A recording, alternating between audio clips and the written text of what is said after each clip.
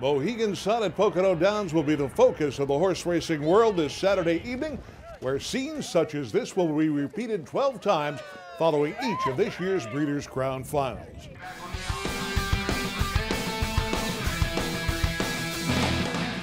It does indeed all come down to the Breeders' Crown. Hi, I'm John Pavlak, and welcome back to Ion Harness Racing and our look at the upcoming Breeders' Crown finals.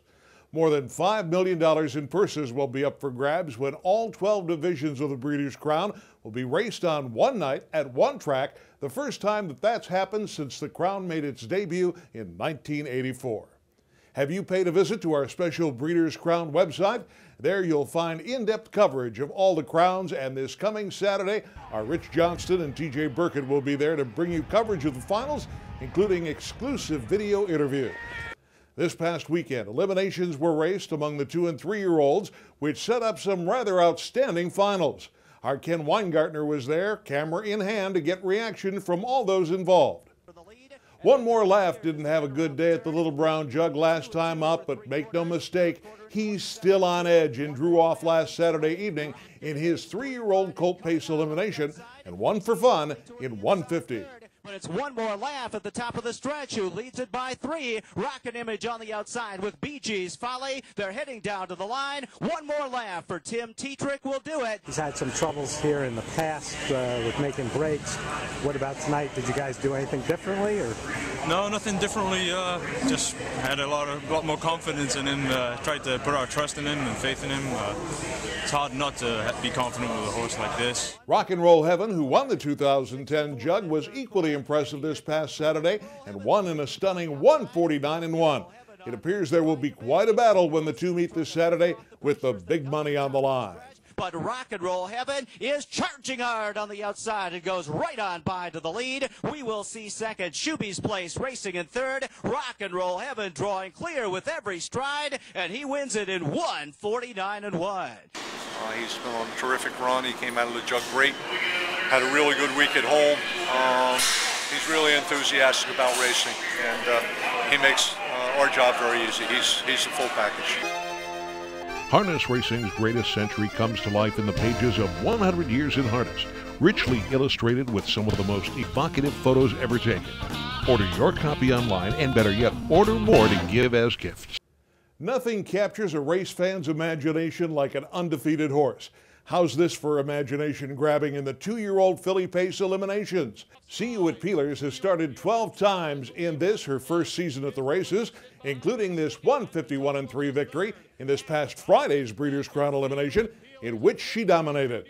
And she's starting to pace away here. Ms. Malicious has no answer. And See You at Peelers going to stay perfect, heading into the final, winning by 3.5 lengths. I just spoke to Jimmy just a few minutes ago, and he said, you know, this filly, I haven't felt the bottom in her yet, you know, which, you know, I mean, it's going to be a tough final, of course, but, you know, she's just unique. Not to be outdone, Idyllic has also been perfect in 7 starts, and following this 152 victory in her division last Saturday, will line up against See You at Peelers in what should be a good one. Idyllic steps away by 2. My Love, My Life coming up late, so too is Rocklamation. Idyllic looking for the line. Idyllic! You know, she's a great filly. She's gritty. I mean, she's never been beat. She's a real nice racehorse. Yeah, she went some big fractions early and still was strong at the end. Yeah, and once I get into her, she actually was starting to go away at the wire again. I was surprised how much she had left. I was hoping she had lots left, but I never called on her till maybe about 20 feet before the wire, and she's never ever been touched with the whip before. There's a whipping rule in Canada, and when I did touch her, she really dug in, so that was nice. Harness racing and standard-bred horses come to life each month in the colorful pages of Hoofbeats, the sport's most widely read magazine. We call it Reporting with Horsepower. Don't miss a single issue. Subscribe online today. It's time to take a look once again at this week's speed list provided by Trackmaster. There was plenty of speed on all fronts, including away from the Breeders' Crown this past week. But Rock and Roll Heaven's 149-1 victory in the Breeders' Crown eliminations put him squarely at the top of the pacing list this week. On the trotting side, a veteran trotter, Janko, who's been racing in the condition claiming ranks at Saratoga, earned an eye-opening 106, far better than Sandpail, who is the sport's leading older trotter at the moment. Speed ratings accepted as official by the U.S. Trotting Association are available exclusively from TrackMaster and a key factor in anyone's handicapping efforts. At TrackMaster, it's all about winning. Powerful handicapping products built on official USTA data help you be the best horse player you can be. And free services such as StatsMaster and the Virtual Stable also put the odds in your favor. The winning starts at TrackMaster.com. New Jersey Gaming Summit 3 took place this past week at Monmouth Park Racetrack, where the author of the report suggesting selling or closing the state's racetracks had a chance to speak to legislators. John Hanson reiterated his and the Hanson Commission's findings that the subsidy to the state's racing industry needed to end. But Mike Gulotta of Deo Valenti Farms was among those representing the industry who demurred. And I think the most important factor, which I tried to communicate to John, is the fact that there are so many economic impacts of the and other impacts, green, open space impacts of the horse racing and breeding industry in the state, that we can't focus exclusively on the budget deficit in one agency. As we mentioned at the top of the show, this marks the first time that all 12 divisions of the Breeders' Crown will be raced on one program, giving the sport one big day on which to celebrate greatness.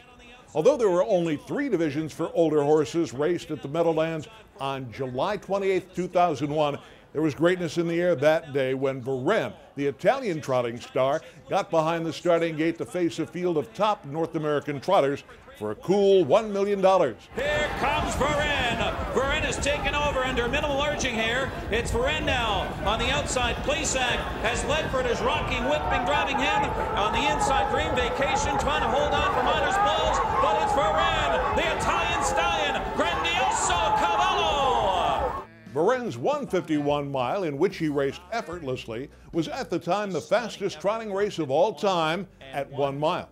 He would go on to earn accolades as one of the sport's greatest trotters and was inducted into the Harness Racing Hall of Fame this past July in Goshen, New York.